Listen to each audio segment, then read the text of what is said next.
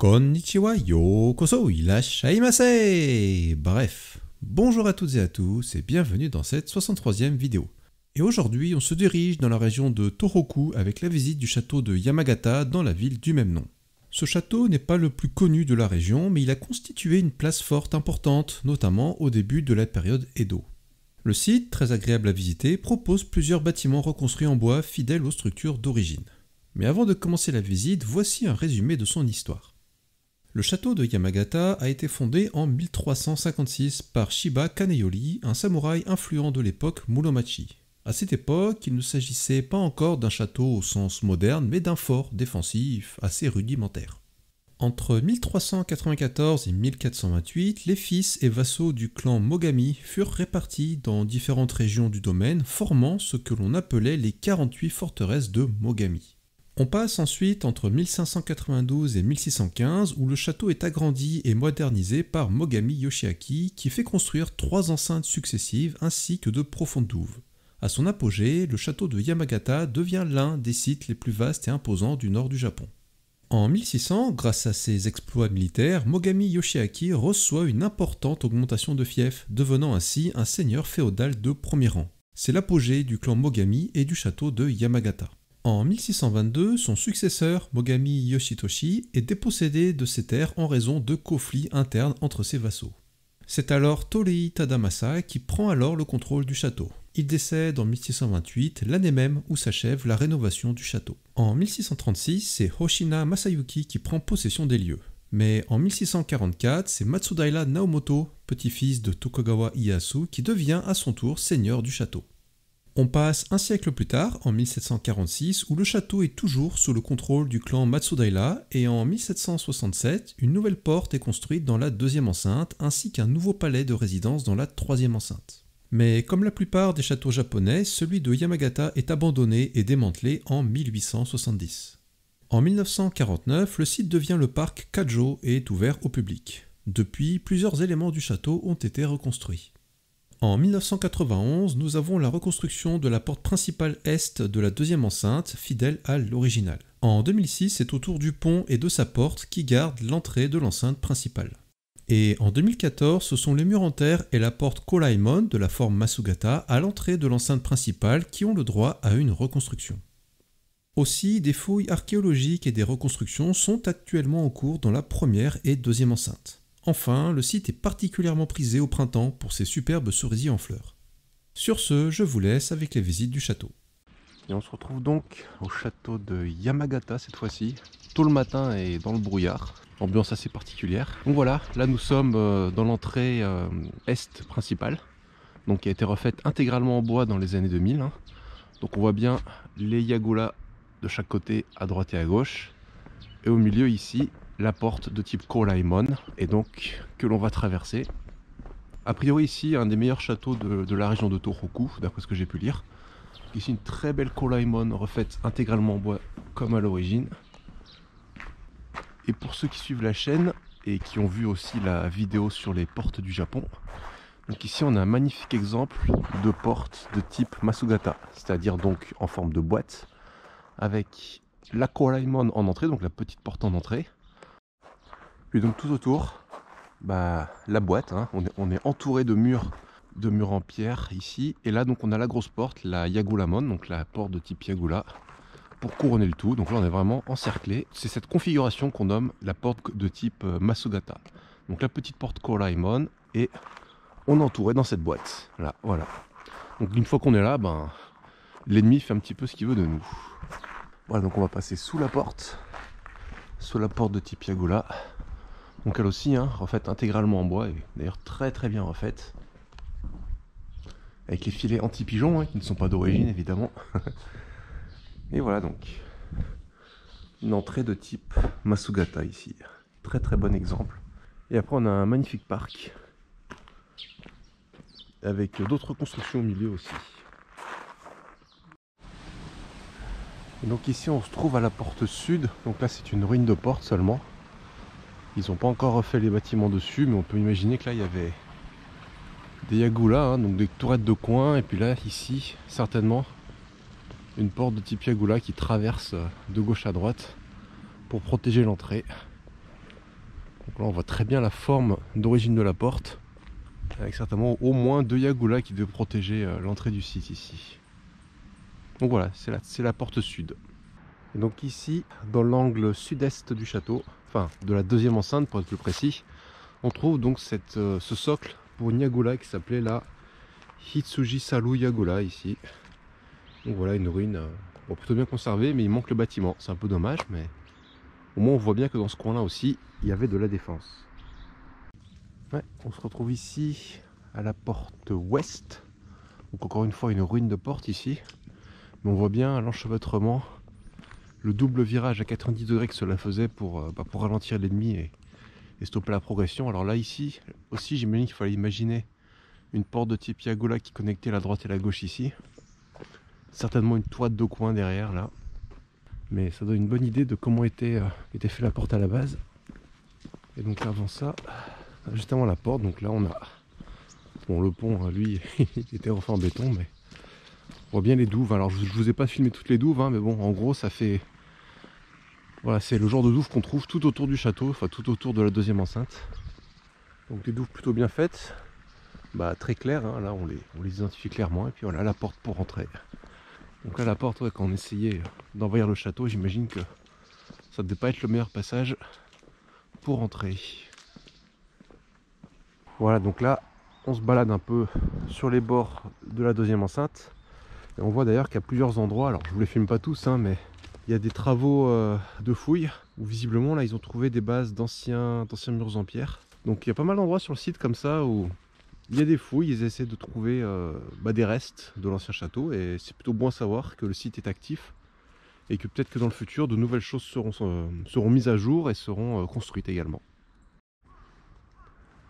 Et donc on se retrouve ici à la porte nord, alors qui est beaucoup plus simple que les autres, hein. J'imagine qu'il y avait encore une fois une Yagulamon ici qui connectait le mur gauche au mur droit. Celui-ci beaucoup plus simple, hein, juste une entrée directe sans faire de virage. Et toujours donc les douves bien larges de chaque côté. Voilà, bon pas la porte la plus intéressante, mais elle est là. S'ils pouvaient refaire la Yagulamon au sommet, ça ferait une superbe entrée. Puis s'ils pouvaient enlever aussi les panneaux, pourquoi pas. Voilà, donc c'était l'entrée nord. Donc ici dans la partie nord, un peu nord-est du château, on trouve ce socle pour une Yagula. Donc situé ici exactement. Voilà, donc encore un socle, à mon avis qui a été refait il n'y a pas très longtemps. Je pense qu'ils l'ont sorti de terre il y a peut-être quelques années, je sais pas, 5 ans. C'est très propre. Maintenant il reste plus qu'à reconstruire quelque chose dessus. Mais au moins ça a le mérite d'être ici. Alors comment elle s'appelle cette Yagula? Sakanamachi Mukai Yagula. Bon, un nom bien long, d'habitude les noms de Yagula c'est un peu plus court. Mais voilà, un socle bien propre, bien refait, et il reste plus qu'à refaire quelque chose dessus quoi.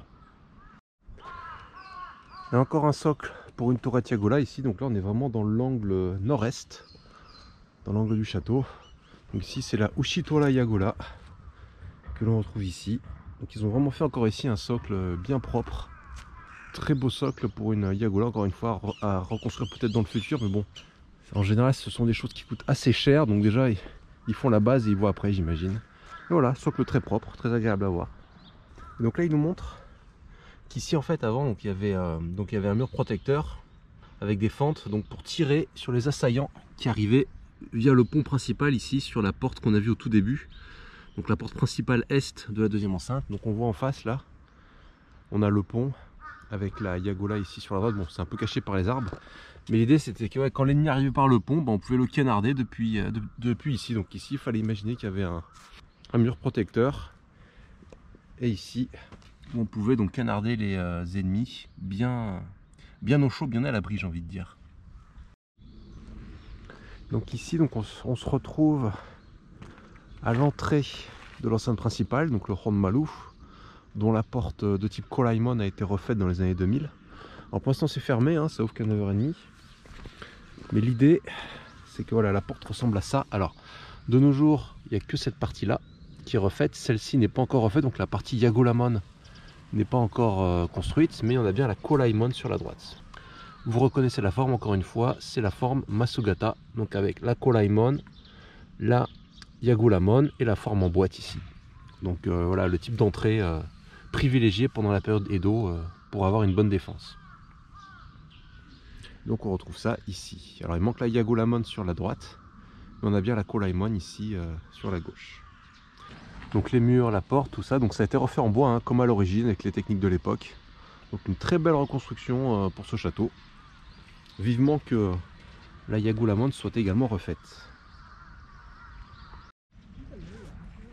Et donc aussi à côté de la porte est, on a la statue de Mogami Yoshiaki, donc qui a été un des seigneurs principaux du château, notamment en 1592. C'est lui qui a étendu le château en créant la deuxième enceinte dans laquelle on se trouve, et même une troisième enceinte centrée autour de la première enceinte qu'on peut voir par là-bas. Donc voilà, c'était vers 1592, il a participé à la bataille de Sekigahara, et donc c'est un petit peu le seigneur symbole de ce château. Voilà, donc Mogami Yoshiaki ici, donc sa statue. Donc voilà, le brouillard vient de se dissiper, donc je reprends un peu la vidéo de la porte est, avec le soleil cette fois. Bien plus joli et agréable. On a le train qui passe à côté quand même. Voilà, la porte est de la deuxième enceinte.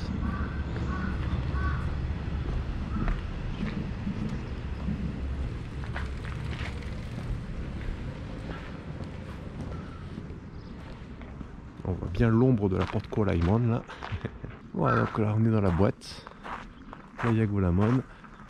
Là si je me retourne, je vais prendre le soleil dans les yeux. Avec la Kolaimon ici. Voilà, la même vidéo que tout à l'heure, mais avec le soleil cette fois-ci. Voilà, une fois qu'on a franchi la porte, on arrive ici.